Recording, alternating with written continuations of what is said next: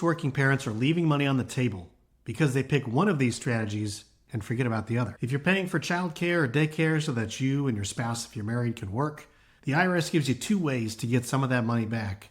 And the best one for your situation really depends on where your income is. First, the Dependent Care Flexible Spending Account, which lets you set aside up to $7,500 of your paycheck before taxes, so you're not paying federal income tax or payroll tax on that money at all. If you're up in the 32% tax bracket, for example, that could save you $2,400 before the payroll tax savings on top of that. Now, the Dependent Care Tax Credit works a little differently. It reduces what you owe to the IRS, a percentage of up to $6,000 in eligible expenses for 2 or more kids. But the rate of the credit phases down as your income goes up.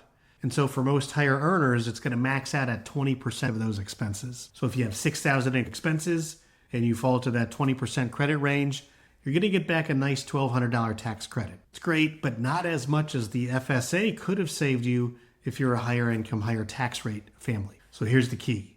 If your family income is relatively lower, the credit might be worth more because that rate can actually get as high as 50% of expenses. But if you're a higher income household, the FSA usually wins because you're getting a bigger tax rate benefit on a larger contribution amount. There's also some nuance I didn't get into about how much you can save regarding that amount, depending on the number and the age of your dependents. And some limited circumstances might allow you to use both, just not on the same childcare dollars.